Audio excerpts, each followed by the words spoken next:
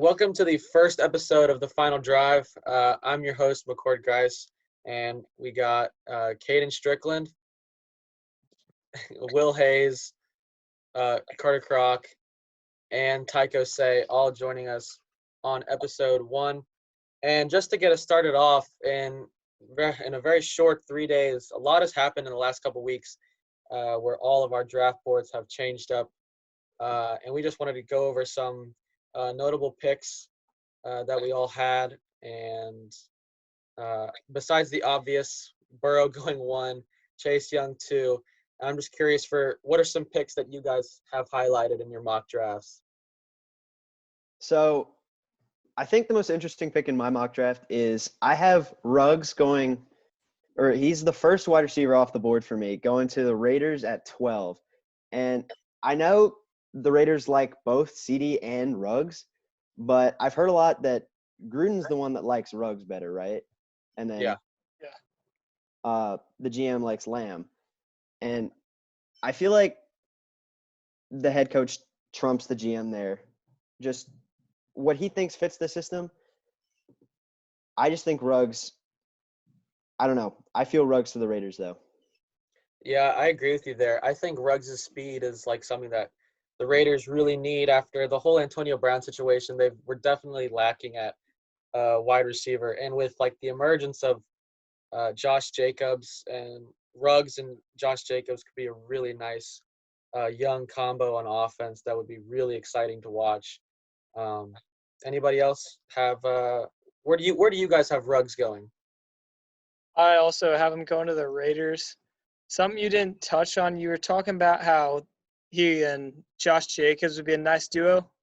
Also remember that they both went to Alabama, so the chemistry between those two would probably be amazing. Definitely. Carter, what did you think about what do you think about Ruggs' game, or just the wide receiver heavy class this year? I think that the wide receivers are going to be off the board earlier than people are predicting, because I feel like this class has the potential to be extremely special with the amount of speed and versatility of these receivers. Henry Ruggs has remarkable speed that hasn't been seen in the combine in quite some time. And he has the ability to, have that extra gear in open space and really take the top off of the defense. CD Lamb really has that special physical ability, winning jump balls and able to, outmaneuver defenders, as seen in the Texas game, for example, last year.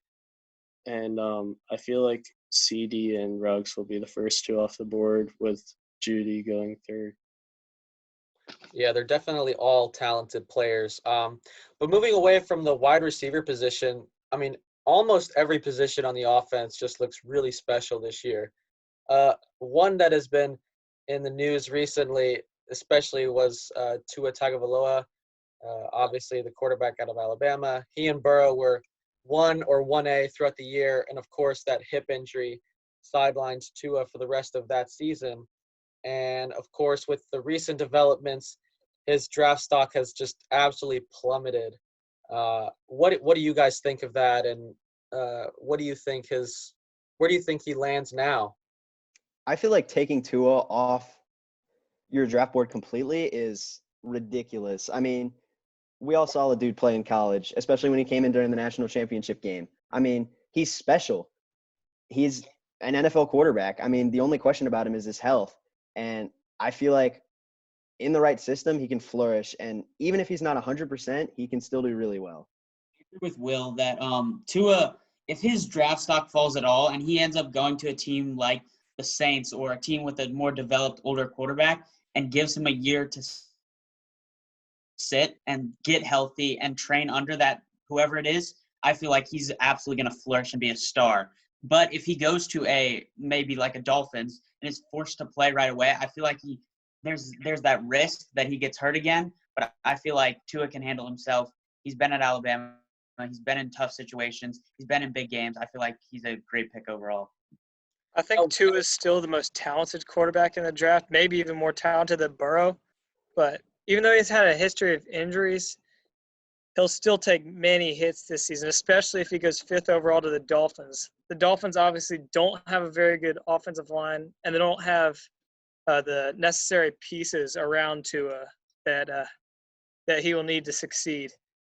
I think if they draft a DeAndre Swift or a Jonathan Taylor or J.K.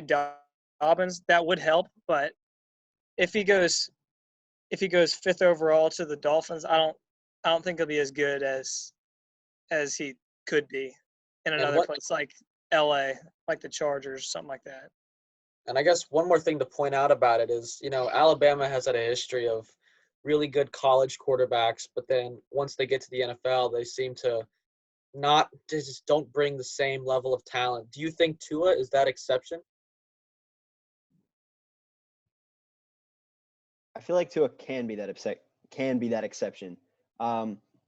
It's not guaranteed, but I mean, anytime I start to doubt Tua, I just have to think back to that national championship game where he led Alabama. I mean, it was just amazing to watch. Don't remind me of that. Yeah, sorry, Caden, but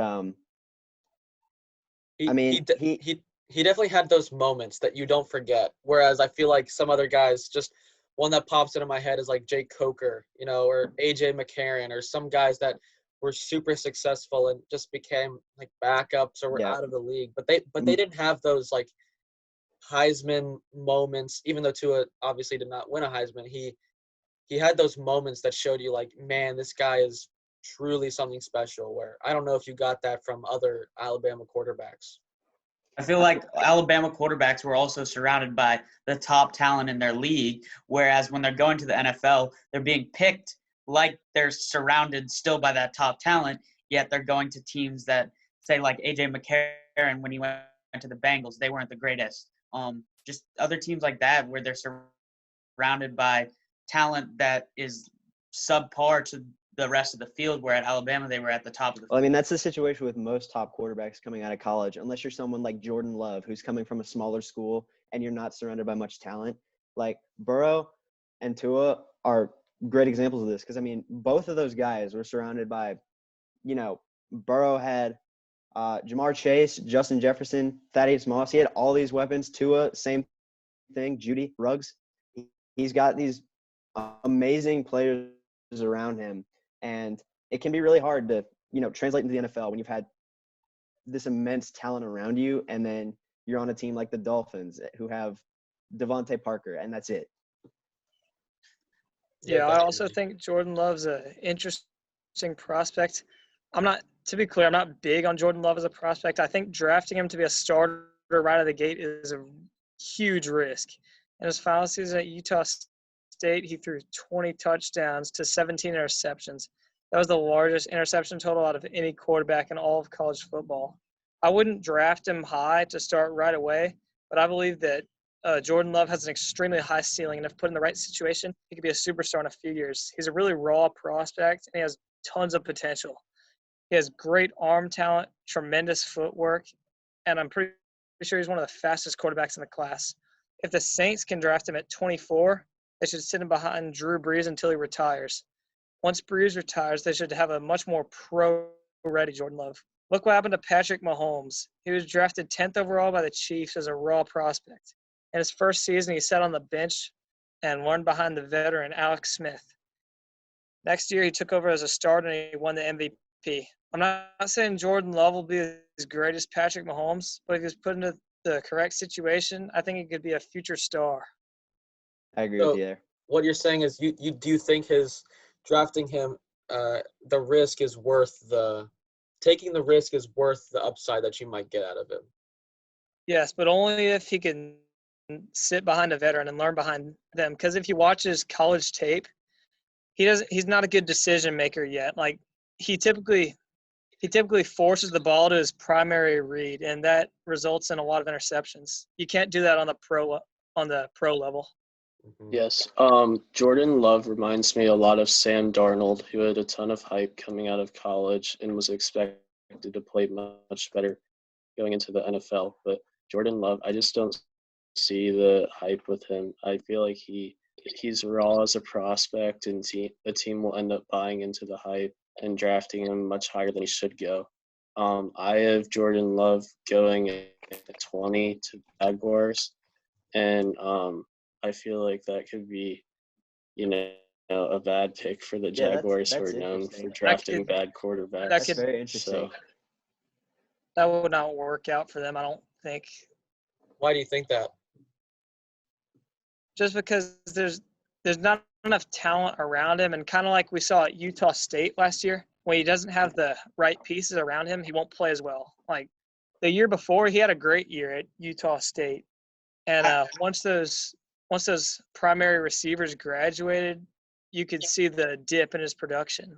I disagree with Croc. I do not think the Jaguars will take a chance on Jordan Love. I feel like they have Gardner Minshew. They have an opportunity to take somebody like either Cam Newton or another free agent. I just think they have too many options to waste a draft pick on a quarterback. I feel like if they're going to draft anything, it's either going to be defense or offensive line.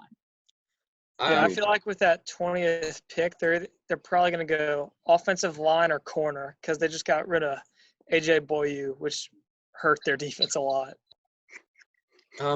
I will say, well, we'll obviously get to the Jaguars in just a minute with the Leonard Fournette situation, but one other position that I just wanted to touch on briefly was definitely the running back position. With the receiver position getting so much hype as it is, you sometimes forget about the talented running backs in the late first round, early second round, and even like later on, you have plenty of options to choose from if you don't get that offensive guy that you really need. The two guys that obviously stand out on everyone's draft board is DeAndre Swift of Georgia and Jonathan Taylor from Wisconsin. I know me personally, I have Jonathan Taylor going first. Maybe there's a little bias there, but I see him as the better, more complete pro-ready running back than DeAndre Swift, and I'm just curious on your guys' opinions there on both of those guys. I agree with you there, McCord. I feel like Jonathan Taylor, he's more developed. I feel like he can go somewhere and make like a Saquon Barkley impact. However, somebody I feel like DeAndre Swift, I feel like his ceiling, unless he really works, is going to be more of a Sony Michel. He's never going to be that top option. He's going to be worked in with the rest of the offense, but I don't feel like he's that top option. But I feel like another running back that could make an impact that is very kind of underrated. He's more projected to be the third running back is Clyde Edwards-Helaire. I feel like he's undersized, but he's also tough. But I guess that's a little biased. But I feel like he could really make an impact as a two-back or a back just coming in for like receiving yards and stuff like that. yeah, my top two running backs in this year's draft is Jonathan Taylor and J.K. Dobbins. I feel like J.K. Dobbins is a very physical runner, and it takes a lot to get him down. And he really showed that at Ohio State, breaking tackles and breaking off long runs against Clemson, one of the top defenses in the country last year. And I feel like he's just, fits the NFL more than DeAndre Swift, who would be more prone to burn out because of he's more of a speed guy compared to Dobbins. And a lot of teams in this draft are looking for a power back second or third round that can complement the speed that they already have. So I feel like a lot of teams in the second round are going to take a hard look at guys like Taylor and Dobbins more than a guy like Swift or Clyde Edwards-Helaire. And I wanted to point out there are a lot of mock drafts out there that have DeAndre Swift as the number one running back. And I feel like just from hearing you guys, none of you have him as the number one running back. What do you think makes him so talented in the eyes of guys who make mock drafts for a living? What do you think about that? Win, lose, or tie, I'm a dog until I die. I love DeAndre Swift. He's fast, he's agile, and he's strong. He loves contact, and when he wants to, he can run over just about anybody. He cuts like nobody I've ever seen before, and he's got great ball carrier vision. Honestly, I think DeAndre Swift and Jonathan Taylor are pretty much interchangeable for that first running back taken. But, again, I'm kind of biased because I'm a diehard Dogs fan. Swift is more of the Christian McCaffrey type of running back where he's going to get involved a lot in the pass game too, I feel like. But then Taylor's more of your just traditional, power back, and he'll just hit the hole hard and pick up the tough yards. And I guess I'm just curious, Caden, as the big Georgia fan, how do you think Swift compares to the other Georgia running backs in the last 10 years? Because Georgia has had one of, if not the best running backs to come through their school out of anybody.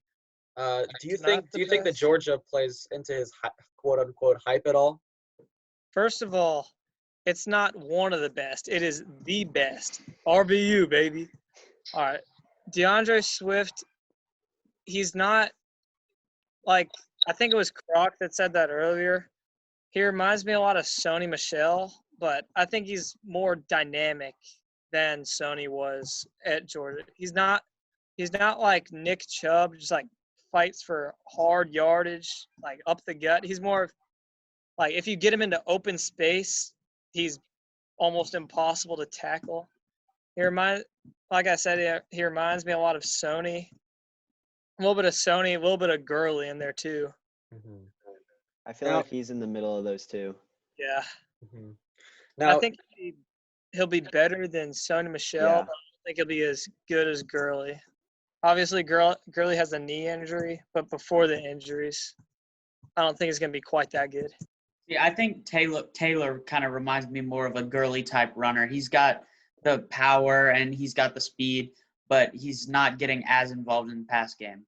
So now you all touched on it earlier just a little bit. The Jacksonville Jaguars are one of, the most interesting teams I think this offseason. They're coming off a really disappointing 6-10 season, and they're really looking to bounce back. However, they've traded away basically all of their defensive assets aside from guys like Josh Allen on that defense. But one guy sticks out in my head, and his name is Leonard Fournette. Of course, a first-round pick from 2017, and he's been pretty good for them. Not the number one running back in the NFL that they maybe were hoping with the fourth pick. What do you guys make of his situation? He seems to just be a huge, not even a distraction. Like he just seems to not even care about the team anymore. What do you guys think? I think that you can go. No, you got it. All right. I think that he's extremely fed up about the Jaguars not signing anybody to complement him on the offense, especially on the O-line, because the Jaguars right now have one of the weakest O-lines in the NFL. And I feel like last year you could see kind of some of that frustration as he had one of his worst yards per carry years of his career.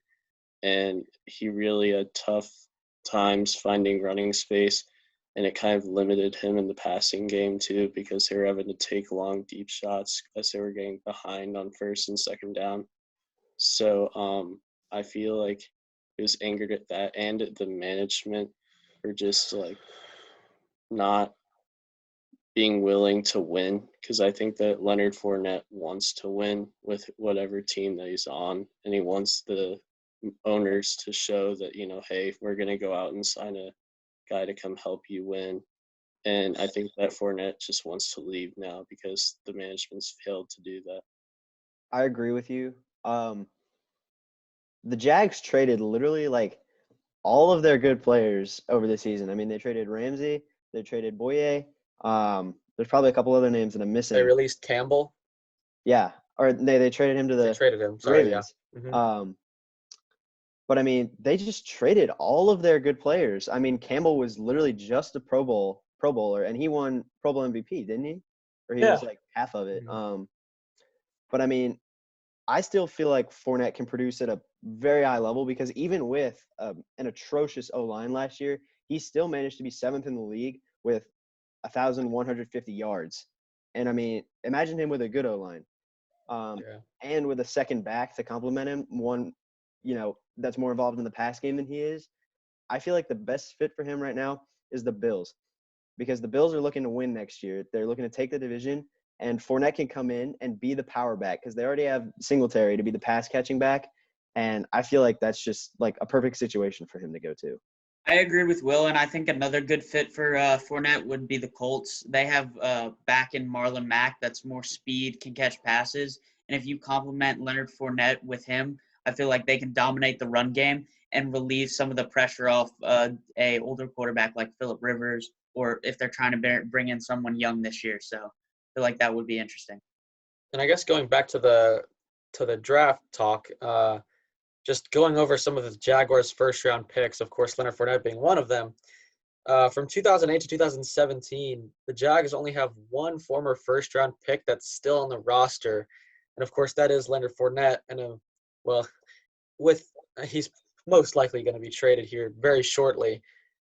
Do you guys still believe in the Jaguars with this management, with Dave Caldwell, Tom Coughlin, and even Doug Marrone, to make a good selection to even salvage a decent season this year, or is it just complete tank mode? And what do you think? I don't believe in the management at all. I mean, I feel like if you're trading away this many players, you're trying to rebuild and something's not going right. You can't keep blaming the players for being prima donnas or having attitudes. I mean, if the same players are vocal in talking about their frustration and putting it online. I mean, there's only so much you can blame on the players, and there's a certain time when it's time to blame the organization. Well, you can see that there's anger throughout the organization with Yannick Ngakoue being very angry too with the management along with Fournette. Mm-hmm. So one fit that I feel like Fournette could be on is the Dolphins. The Dolphins are looking for a running back right now and have made some splash signings with Byron Jones and Kyle Van Noy in free agency.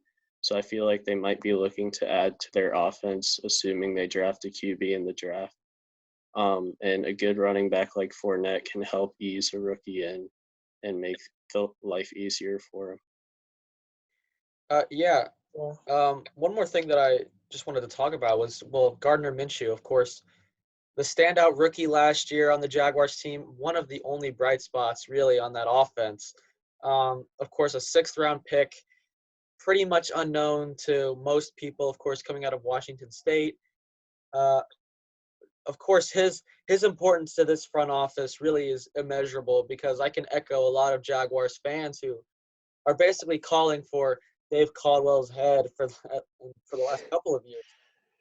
With the failure to rebuild a team after being in the NFC Championship game and leading through three quarters, and just a couple years later, you're totally in the bottom. If Minshew doesn't work out, what do you guys think will happen? What will happen to that organization? All right, so like you're saying, Minshew is definitely their guy as of right now. If he doesn't play well this year, then there's both Trevor Lawrence and Justin Fields available in the draft next year. However, next season, the Jaguars are not going to be good. They traded away absolutely everybody except Minshew and Shark. Fournette, like you said, Fournette's going to be traded soon. No more Jalen Ramsey, no more A.J. Boyu or Calais Campbell. All the major pieces of that loaded 2017 Saxonville team that made the AFC Championship game, they're all gone. Don't expect the Jags to be competitive this season. They should be one of the worst teams in the league.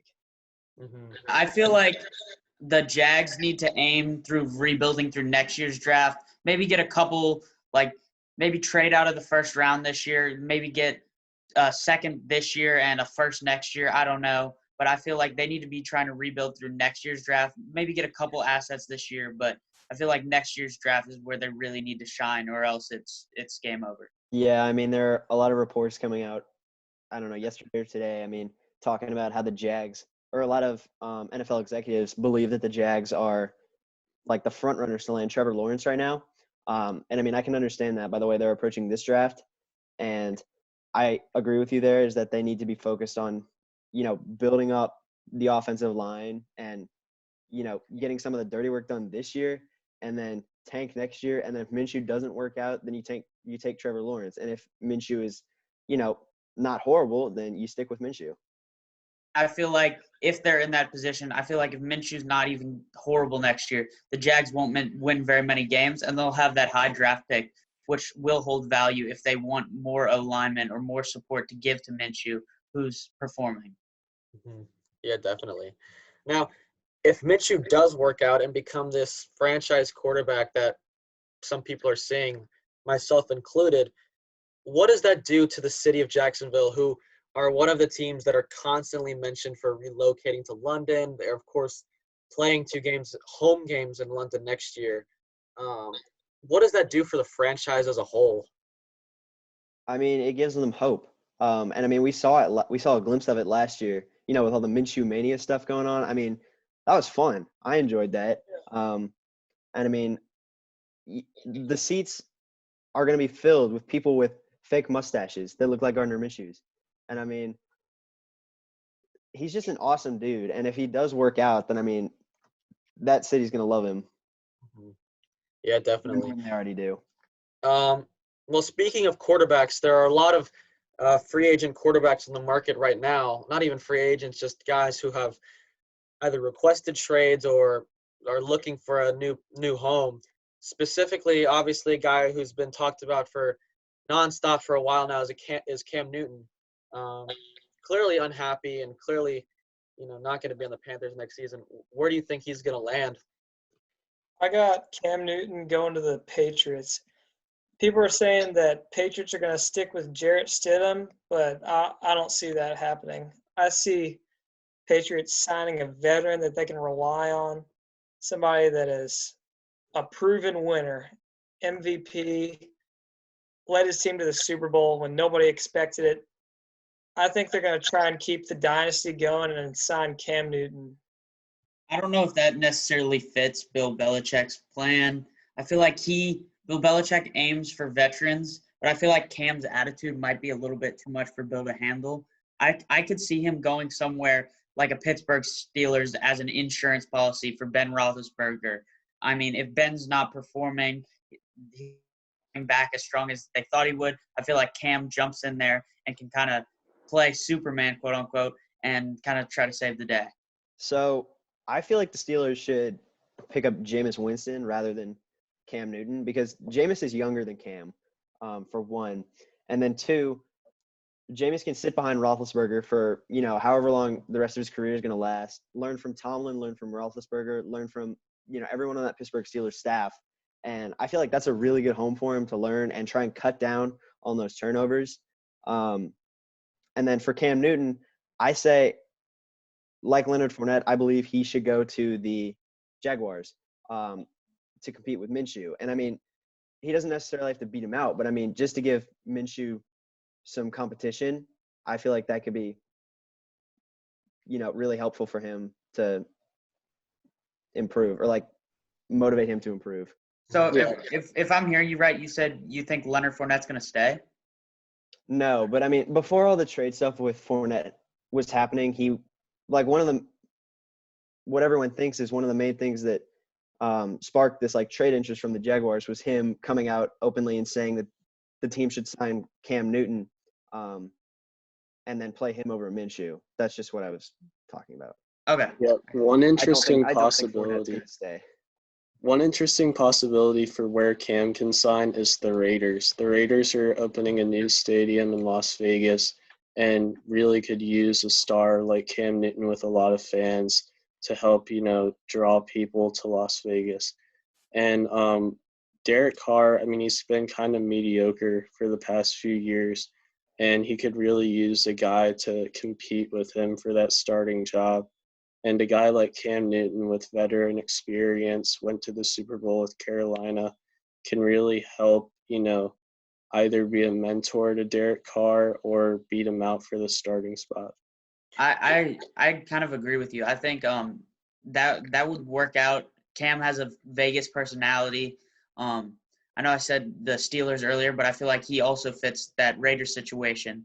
But I feel like if that happens, kind of going back to what Caden's saying, I feel like the Raiders could trade him to a Patriots or somebody like that, like Carr. I just could see that happening. Yeah, and that entire division, of course, the NFC South was totally shaken up when Tom Brady signed with the Tampa Bay Buccaneers, and that whole team obviously has changed. Now Now, what do you guys think about their prospects this year? Do you think they're a playoff team? Of course, Tom Brady hasn't missed the playoffs in his career. Does he not miss the?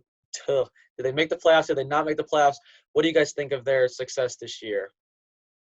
I think they could be a pretty good wild card team, but I don't see them winning the division this year. I feel like they could be a very good wild card team though. Mm-hmm. Yeah, Yeah, I I agree think- with. Go ahead, Caden. All right, I agree with Ty. I think they're talented enough to make the playoffs, but the division is loaded. I mean, I could see any of those teams, the Falcons, the Saints, the Panthers, or the Bucks. I could see them all winning the division. I don't know I could about the also see- Panthers. Yeah, the but Panthers. I mean, they're probably not going to win it, but I'd be surprised if they won it. But I mean, But there's a possibility that they do. Is Yeah. what you're trying to say. yeah, There is a world where that could happen. If they were to somehow win the division, it would be off the back of Christian McCaffrey. 100%. I think this year though, I feel like the Saints, not to be biased, but I feel like the Saints could be that. It's either going to be the Saints or the Buccaneers winning the division. But I feel like the Saints will come through, and I feel like the Falcons and the Buccaneers are really going to compete for that wild card spot. And if I'm a Falcons GM or anything, and Matt Ryan does not lead me to the playoffs this year, I think that's his chopping block. Now we do, of course, have two Falcons fans with us, Caden and Carter. What did you guys think of the team's offseason, with Matt Ryan? Is this his last chance? And, of course, with Todd Gurley coming to the Falcons, maybe one of the most underrated moves of the offseason. What do you guys think about that? I love it. Like I said earlier, win, lose, or tie. I'm a dog until I die. I love Gurley, and I love him coming to the Falcons because he is one of my favorite players in the league. We already know, Georgia grad. One thing that people don't realize is that he's had arthritis in his knee ever since he got hurt at Georgia. So, last year, I think, when he led the league in rushing yards, he still had arthritis during that awesome season.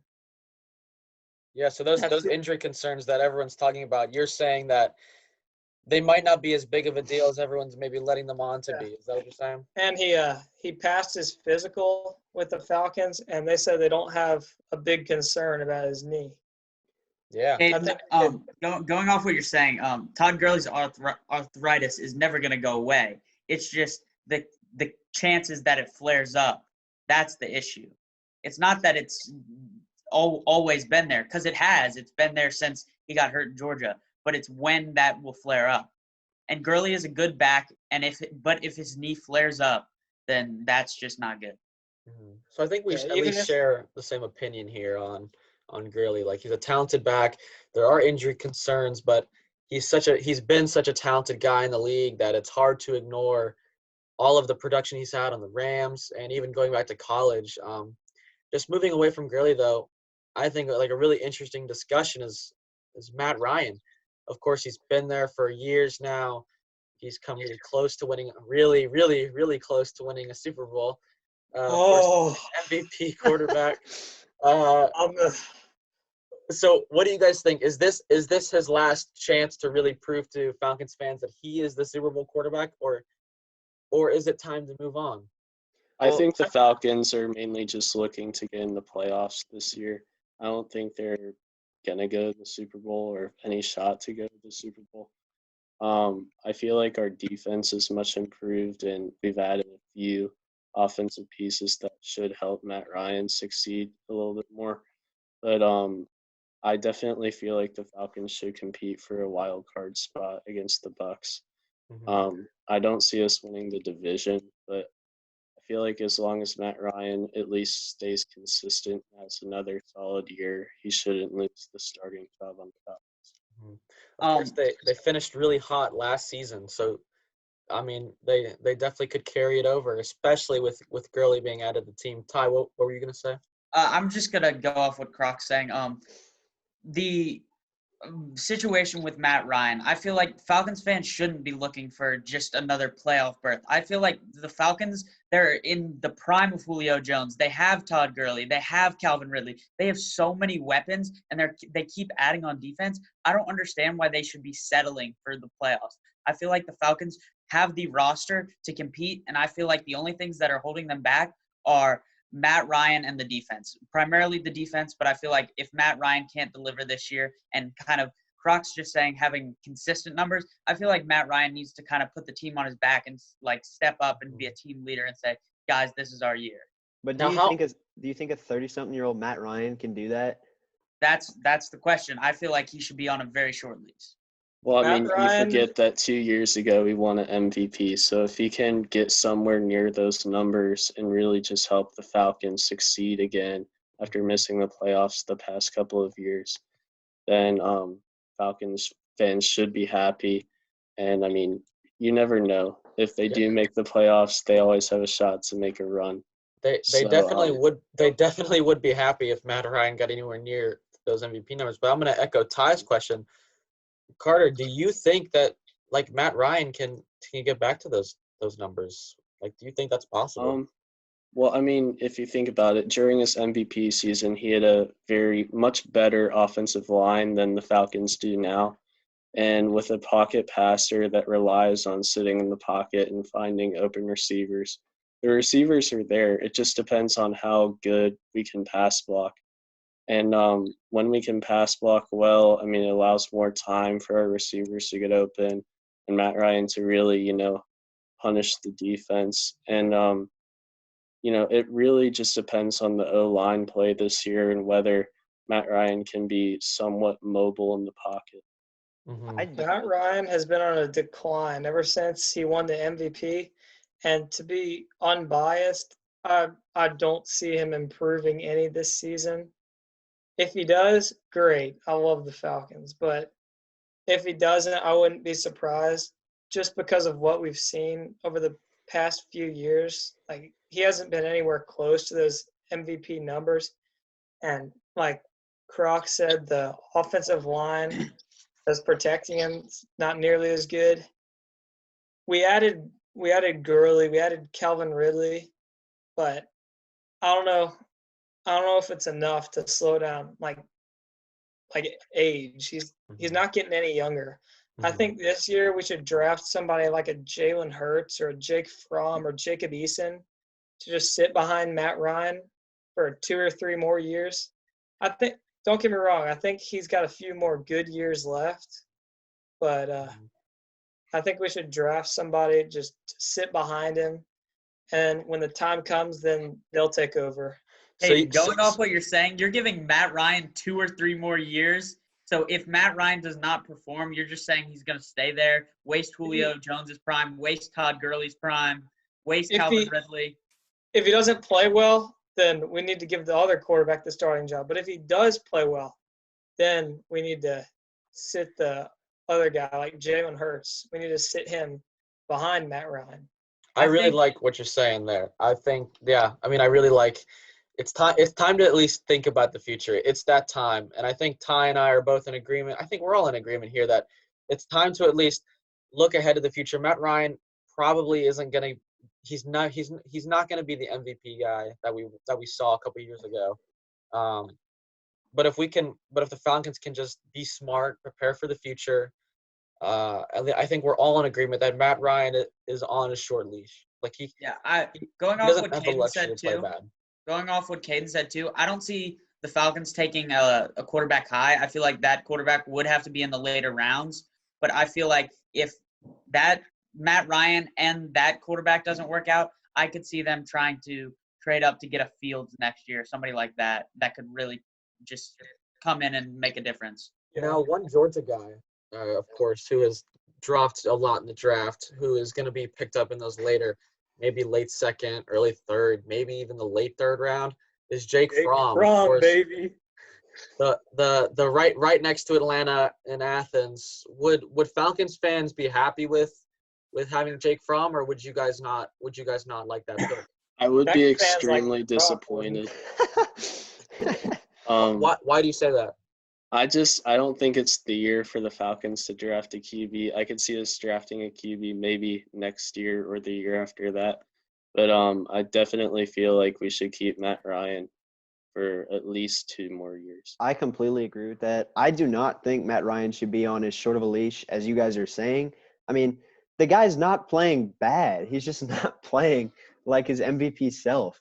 I mean, all you have to just draft a quarterback next year in the earlier rounds if he doesn't play well. And then Ryan can be the perfect transition quarterback for a year, year and a half or something for the new quarterback to get integrated into the system. I mean, Yeah.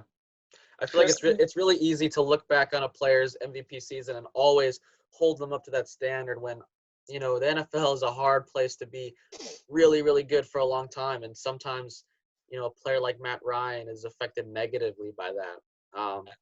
But again, like there are plenty of divisions that we can always talk about. And another one that I wanted to highlight, and I know Caden wanted to touch on this one especially, was the AFC West. The AFC West is, of course, a competitive division. Caden, why don't you take it away with the Broncos? What do you think about them?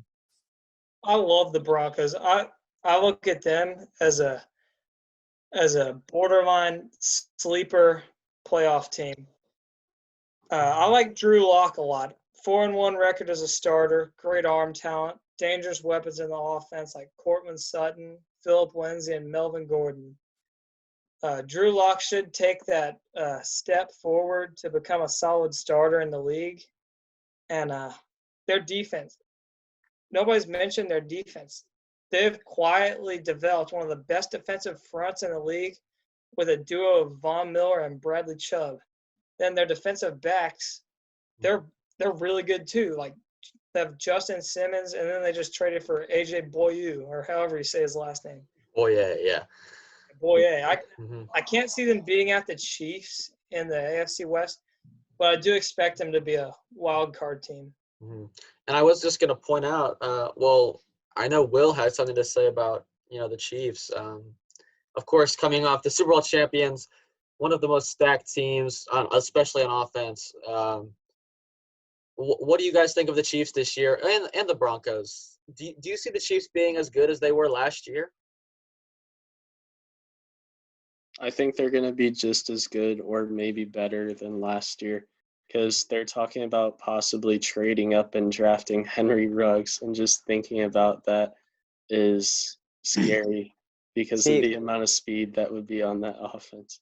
The problem with doing that is you pretty much at that point you're throwing away your entire future, because they're going to have to give Mahomes the biggest contract in NFL history and it won't be close. And I mean, that alone is going to eat up so much cap space, and they're going to end up having to pay all these players a lot of money because they deserve it, and they're just not going to be able to do that. And then to trade up for Ruggs, I don't know, that might just be giving away, depending on where they trade up to, could be giving away too much draft capital. And I mean, I feel like they could just screw themselves by trading up too far. When you guys talk about them trading up to draft Henry Ruggs, it's not worth it. Like, it's too big of a risk, and they don't need him. They have Tyreek Hill, who is the fastest player in the league, and then they have Mecole Hardman, who is also one of the fastest players in the league. They don't need a third fastest receiver in the league. Agreed. I feel like Caden, what you're saying, I feel like it could either go two ways. I could agree with you that they're giving up, but then if they steal to and maybe a cheaper price, trading away like a veteran receiver like Sammy Watkins and maybe a third-round pick or something, or a second-round pick, or maybe a next-year pick, I feel like it all depends on the price. I feel like that's what the Chiefs are looking for.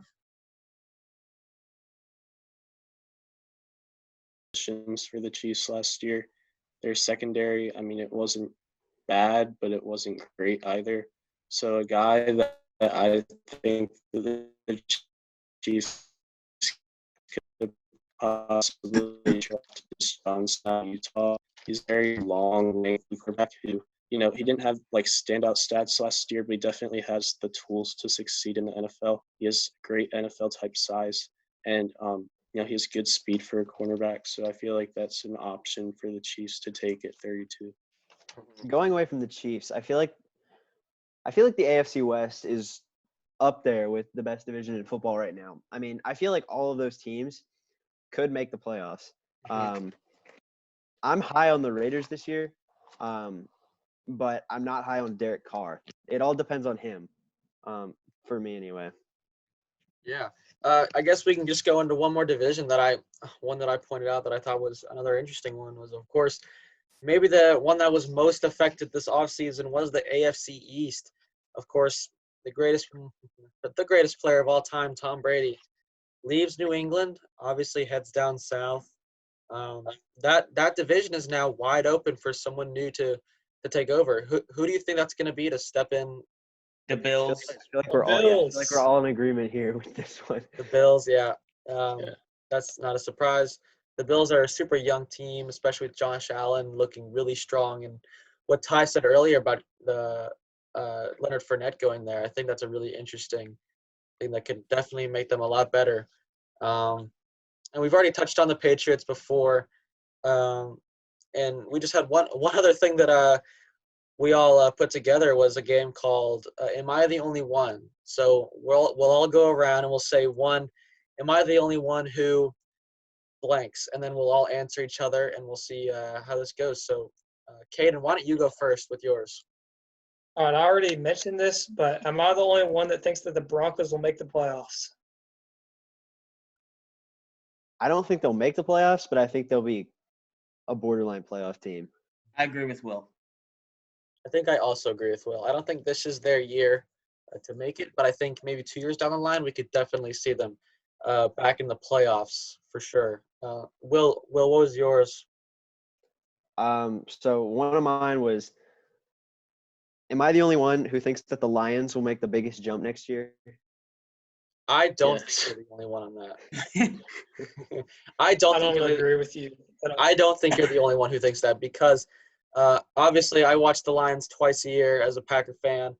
And just from watching last year, they had, what was the stat, 7 games within, like if 7 games. I mean, it was like a little north of 5 games where it was a 1-score game, and if they had been flipped, they would have had like 10 wins. Yeah, I don't think that their record represented how good of a team they were. I mean, the fact that they only won 3 games is wild.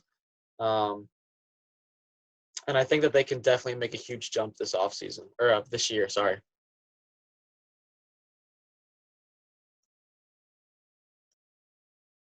Just wait for him to come Yeah, back. just wait for him to come There back. you go. I'm There sorry. he is. Oh, There he is.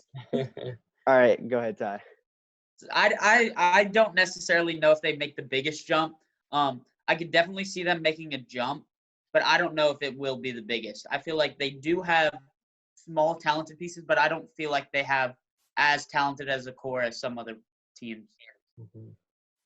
Just to me, a lot of their offense is really young and needs more time to develop, but I feel like this year they could make that jump. I mean, Matt Stafford is going to have to be a big leader on an offense with a lot of young guys. I mean, they got Kerryon Johnson, Galladay. Who's the other receiver? I'm blanking. Amendola. No, there's 2, isn't it? There's Galladay and there's one more, right? Or no? Amendola. It's Galladay and Amendola right now. Okay, well, never mind then. And then they've got Hawk at tight end. So, I mean, if Stafford can rally the troops, I feel like I also am high on their defense too, especially with they're going to get Okuda. So, I mean.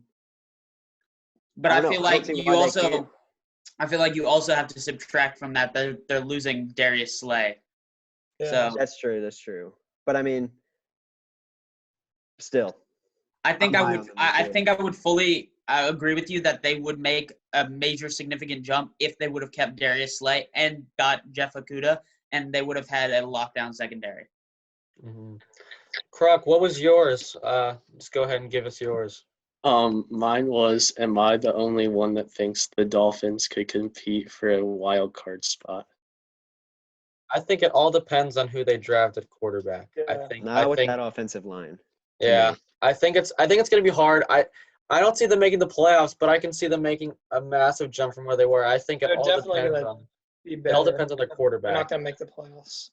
If I think if you draft Tua and he turns out to be the guy, I think you guys could make the Dolphins could make a big jump. If it's Herbert and he doesn't work out as much, yeah, I mean anything can happen. It's a total wild card. Well, it is whatever. It's a total like flip the coin situation there. Yeah, I love their additions that they made during the offseason, and I feel like they improved their team immensely. Mhm. And I just feel like their defense has a shot to keep them in games next year. So that was why I thought they would maybe be a possibility for a playoff spot. I personally feel like they're still a year away, but I definitely feel like they still have a chance to at least compete for one. Mhm. All right. Yeah. Ty, what was yours? Did you have one? Yeah, mine's kind of it's more I'll just say it. Am I the only one who could see teams that were more wild card teams last year, like such as the Seahawks or the Bills or the Colts, making the jump to go straight to the Super Bowl? The Bills are the one team that comes to mind. Out of that list you gave us, the Bills. You're definitely not the only one there for sure. I think the Seahawks I think are underrated. Of course, they lost the Packers at Lambeau last season, but I still feel like somehow Russell Wilson is underappreciated and how good he is, and I think that the Seahawks could definitely get over the hump again and reach the Super Bowl definitely. I think Um, I think DK Metcalf is gonna step up big next year for the Seahawks, Yeah, and definitely. him complemented with Lockett. I feel like that's gonna be a scary duo next year of speed and just sheer power. Yeah, one Metcalf of the probably most Go ahead, Will. Metcalf, I feel like, is going to slide into that wide receiver one spot more than Lockett will. He just Mhm. fits that, build. And then Lockett's more of the wide receiver two or even a slot receiver. I don't think he's a slot. He's not he's good, but Mhm. I feel like Metcalf takes or overtakes him as the best receiver on the Seahawks next year. Yeah, Croc, what were you gonna say? Yeah, one of the most underrated moves of the offseason for me was the Seahawks signing Philip Dorsett to fill that slot receiver role. And he's a really great addition for that receiver core. And I feel like, he was a solid receiver for the Patriots last year, was a dependable target for Tom Brady, and he's really good on those underneath routes. And I definitely feel like that'll help Russell Wilson, who likes to scramble out of the pocket, to just hit those easy crossers and free up space for DK and Tyler Lockett to get those intermediate and deep routes. Going off the Seahawks, what do you guys think about the Jadeveon Clowney situation? I I think mean- he's gonna have to. He's not gonna get the $20 million that he wants. I think he's gonna stay in Seattle though. I just don't see any other team He's giving lo- up that much for him. He's lowered his asking price now. It's not that high, but it's still up there. I feel like I could see Jadeveon going to a team like the Titans, where they do have a good secondary, but they're missing that like really, really good edge threat. Yeah, I agree with you I there. think it feel could go like the either way. Titans I really definitely- like. Go ahead. Sorry. No, you can go. You got it. So I guess I really like that Titans pick. I really haven't heard that one yet. I think he would work really well there. I also like Caden's point of view where he could stay. I think it's another one of those situations where we'll just have to see what happens. I think either could happen. Will, what were you gonna say? Honestly, cannot remember. Okay. What do y'all think about the Titans next year? I They're mean, gonna.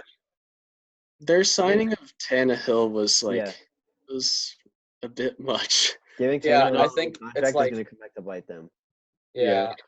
I think it's gonna be. It all depends on whether Tannehill is the guy. I think it's another one of those teams where it all depends on the quarterback being good. Tannehill could either set up their future for possibly a Super Bowl down the line, or he could really, really set them back. I sort of hope I hope it doesn't turn into a Nick Foles Jaguar situation where they totally overpaid him and then they trade him away and now they're back to having Derrick Henry. Of course, Derrick Henry, easily top 5. He can be a lot higher than that on some of his lists for best Yeah. running backs in the league. They have the pieces. They just need to have it all come together like they did last year, and then they can get into the Super Bowl. I think the Titans are going to be one of the top teams in the league next year. You see what Tannehill did when he took over as the starter?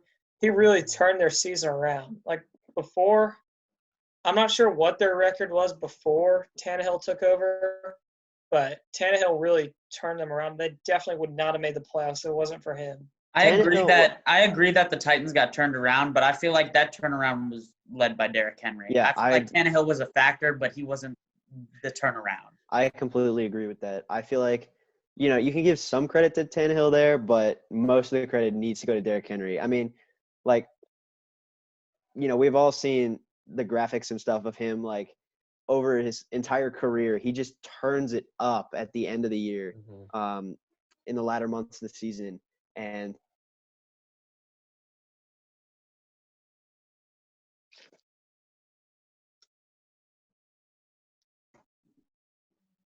Well, I think we lost record again. yeah, I think we did. I'm here. Okay, I'm here. Oh, your screen's frozen. Oh, there he is. Can you see me? Oh, I'm Yeah, I here. can see you. Oh, We're good now. okay. You're Sorry. frozen. Oh, There you go. okay. So I guess for mine, can you That not face. see me? Can you not see me? You're frozen.